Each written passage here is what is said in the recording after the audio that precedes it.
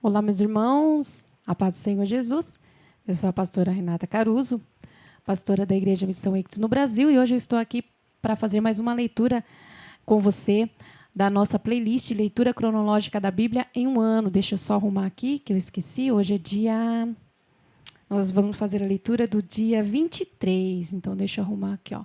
23 de março, onde nós vamos fazer a leitura em Juízes, do capítulo 16 ao capítulo 18. Deixa eu só arrumar aqui, que eu esqueci. Às vezes eu esqueço, viu, irmãos? De mudar aqui embaixo. Mas então vamos lá. Hoje, dia 23 de março, nós vamos fazer a leitura de Juízes, capítulo 16 ao 18, tá bom? Nós estamos falando sobre a vida de Sansão, que foi juiz ali para o povo de Israel contra os filisteus, né? Então vamos lá para a leitura, continuando aqui sobre a vida de Sansão. Juízes, capítulo 16. Sansão foi a Gaza, encontrou ali uma prostituta e passou a noite com ela. E a notícia correu à cidade: Sansão está aqui.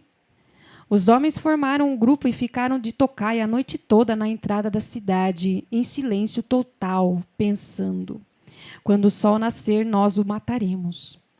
Mas Sansão ficou na cama com a mulher até meia-noite.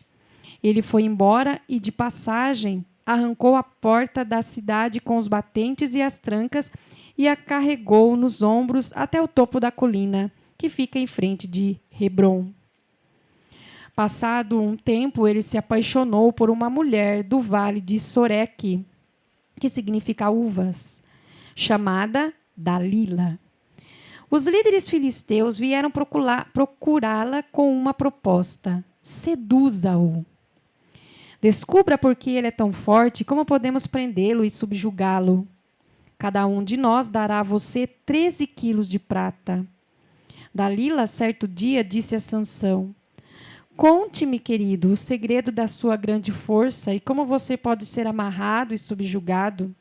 Sansão respondeu: se me amarrarem com 7 cordas de arco, feitas de tendões de animais ainda úmidas, perco minha força e fico igual a qualquer outra pessoa. E os líderes filisteus trouxeram a ela 7 cordas de arco ainda úmidas e ela o amarrou com as cordas. Enquanto os homens se escondiam em seu quarto, ela disse: os filisteus estão atrás de você, Sansão. Ele rompeu as cordas como se fossem barbantes. Assim não conseguiram descobrir o segredo da sua força. E Dalila insistiu com ele: diga a verdade, Sansão. Você está brincando comigo, inventando história? Agora é sério. Conte-me como você pode ser amarrado. E ele respondeu: se me amarrar bem com cordas novas que nunca foram usadas, não vou conseguir escapar. Serei igual a qualquer outra pessoa. E Dalila conseguiu cordas novas e o amarrou. E ela disse: os filisteus estão atrás de você. Os homens estavam escondidos no quarto ao lado, mas ele rompeu as cordas como se fossem barbantes. Dalila não desistiu. Você continua zombando de mim e mentindo. Por favor, conte-me como você pode ser amarrado. E ele respondeu: se você tecer as tranças do meu cabelo com um tecido no tear e aprender com um pino, não conseguirei fazer nada. Serei como qualquer outra pessoa. Quando ele dormiu, Dalila pegou as 7 tranças do cabelo de Sansão e as teceu com um tecido no tear e as prendeu com um pino. Depois disse: Sansão, os filisteus estão atrás de você. Mas ele acordou e livrou-se tanto do pino do tear quanto dos fios. E ela se tornou mais insistente. Como você pode me dizer amo você, se nem confia em mim?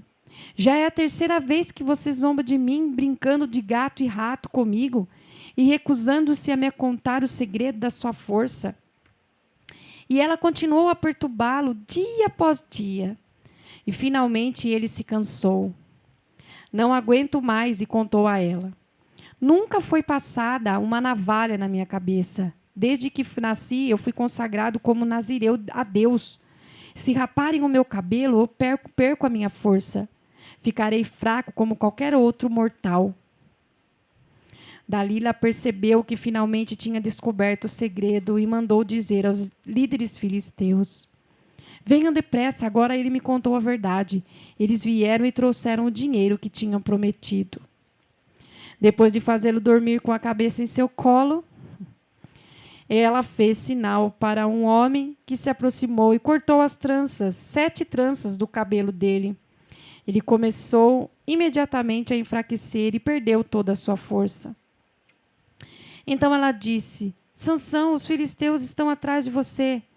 Ele acordou pensando: vou fazer o que sempre fiz e escapar, pois ainda não tinha se dado conta de que o Eterno o tinha abandonado. E os filisteus o agarraram, arrancaram seus olhos e o levaram para Gaza. Eles o prenderam com algemas de ferro e o puseram a trabalhar no moinho da cadeia. Mas logo o cabelo dele começou a crescer de novo.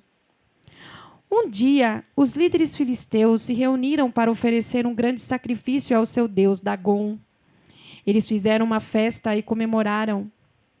Nosso Deus nos entregou Sansão, nosso inimigo. E quando o povo viu Sansão, fez coro com ele, bendizendo o seu Deus. Nosso Deus nos entregou o nosso inimigo, aquele que devastou o nosso povo, multiplicando cadáveres entre nós. Depois, quando todos já estavam exaltados, alguém sugeriu: tragam Sansão, que eles nos mostre o que consegue fazer. E tiraram o Sansão da prisão para que os divertisse. Sansão foi posto entre 2 colunas e ele pediu ao rapaz que o conduzia: ponha-me onde eu possa tocar as colunas que sustentam o templo, para eu poder me apoiar nelas. E o templo estava cheio de homens e mulheres, e todos os líderes filisteus estavam ali. Havia pelo menos 3.000 pessoas olhando para Sansão. Nessa hora ele suplicou ao Eterno: Senhor eterno, atenta para mim outra vez, eu imploro, dá-me força mais uma vez.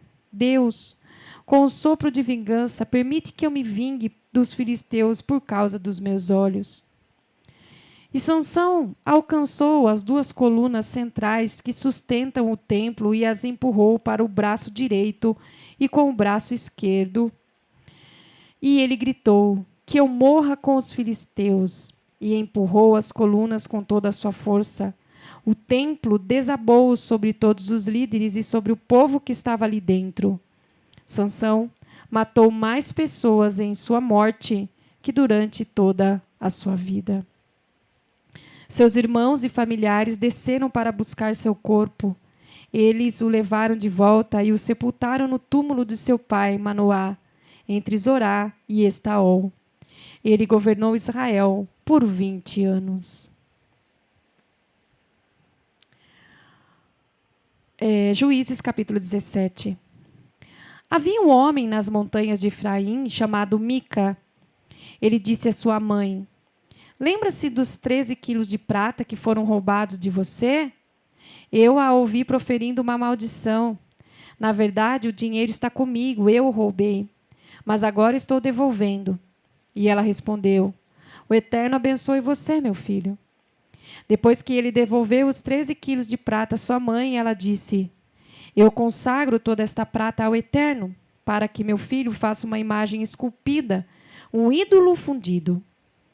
E ela entregou 2,4 kg daquela prata a um ourives, que fundiu o metal na forma de um ídolo.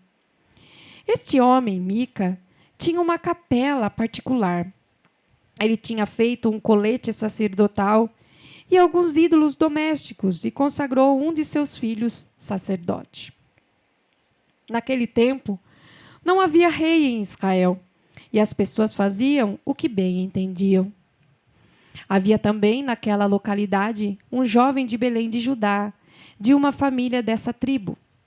Ele era levita, mas estrangeiro ali. Tinha saído de Belém para tentar a sorte em outro lugar. Chegando às margens de Efraim, parou diante da casa de Mica. E ele perguntou ao jovem: de onde você vem? Ele respondeu: sou levita de Belém de Judá. Estou à procura de um lugar para morar. Mica fez uma proposta: fica aqui comigo. Seja meu pai sacerdote. Seu salário será de 120 gramas de prata por ano, além da comida e das roupas de que precisar. O levita concordou em ficar com Mica. O jovem foi bem recebido e se tornou membro da família. Mica designou o jovem levita seu sacerdote. Tudo isso aconteceu dentro da casa de Mica. Mica declarou: agora sei que o Eterno será bondoso para comigo, pois tenho um levita como sacerdote. Juízes capítulo 18. Naquele tempo não havia rei em Israel e a tribo de Dan procurava um lugar para se estabelecer. Eles ainda não tinham ocupado território algum entre as tribos de Israel. E os danitas enviaram 5 soldados valentes de Zorá e Estaol para observar a terra, em busca de um lugar apropriado para suas famílias. E a ordem era esta: vão e façam um reconhecimento da terra. Eles foram para as montanhas de Efraim, chegaram diante da casa de Mica e acamparam ali. Como estavam perto da casa de Mica, reconheceram a voz do levita. Eles se aproximaram e perguntaram ao jovem: como você veio parar aqui? O que você está fazendo?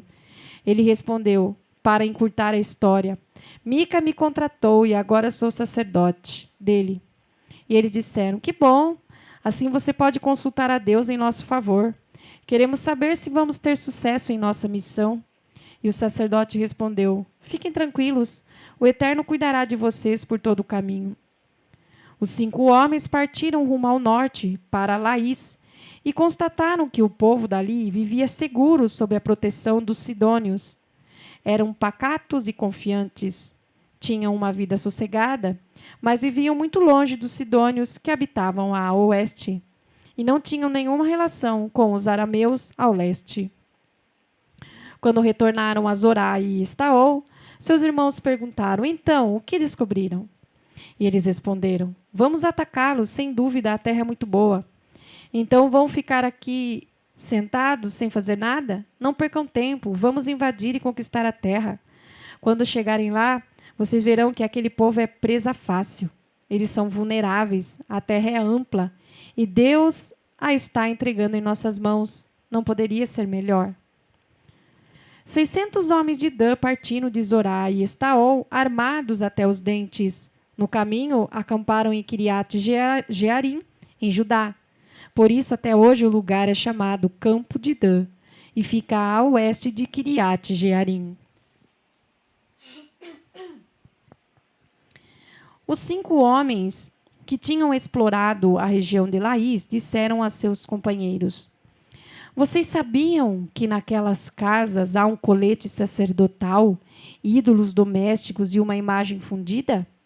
O que acham que devemos fazer? E eles saíram da estrada e foram até a casa do jovem levita, na propriedade de Mica, e perguntaram como ele estava. Os 600 homens de Dan, fortemente armados, ficaram de guarda na entrada, enquanto 5 espiões que tinham explorado a terra entraram e apanharam a imagem esculpida, o colete sacerdotal, os ídolos domésticos e a imagem fundida. E o sacerdote ficou na entrada com os 600 soldados. Quando os 5 homens entraram na casa de Mica para apanhar a imagem esculpida, o colete, os ídolos domésticos e a imagem fundida, o sacerdote perguntou: o que pensam que estão fazendo? Eles responderam: quieto, não fale nada. Venha conosco, seja nosso pai e sacerdote. O que é melhor, ser sacerdote de um único homem ou ser sacerdote de uma tribo inteira, de um clã de Israel? E o sacerdote aproveitou a oportunidade. Pegou o colete, os ídolos do lar e as imagens e acompanhou o grupo. Eles partiram e continuaram o caminho, pondo adiante deles as crianças, o gado e os equipamentos. Já estavam bem longe da casa de Mica quando Mica e seus vizinhos conseguiram se organizar, mas não demoraram a alcançar os homens de Dan. Gritaram para eles. E os danitas, olhando para trás, perguntaram: que barulho é esse? E Mica respondeu: Vocês pegaram meu ídolo, que eu mesmo fiz, e levaram o meu sacerdote. Estão levando tudo embora, me deixaram sem nada. Como então, pergunto, qual é o problema? Mas os homens de Dan responderam: Não grite conosco. Você pode irritar algum desses homens e você e sua família perderão a vida. Dito isso, os homens de Dan prosseguiram seu caminho. Mica, percebendo que não tinha condições de enfrentá-los, deu meia volta e foi para casa. Eles levaram os objetos feitos por Mica e seu sacerdote. Chegaram a Laís, a cidade das pessoas sossegadas e confiantes, massacraram a população e queimaram a cidade. Não havia ninguém por perto para ajudá-los. Laís ficou muito longe de Sidom e não tinha contato com os arameus. A cidade ficava no vale de Bet-Reob. Os danitas construíram a cidade e deram o nome de Dan, em homenagem ao seu antepassado, filho de Israel. Mas o nome originário era Laís. Os homens de Dan adotaram a imagem de prata. Jonatas, filho de Gerson, filho de Moisés, e seus descendentes foram sacerdotes na tribo de Dan, até a época do cativeiro. Durante todo o tempo em que o santuário de Deus ficou em Siló, eles mantiveram, para uso particular, o ídolo feito por Mica. Somente até aí, meus irmãos. Fique conosco e até a próxima leitura. A paz do Senhor Jesus.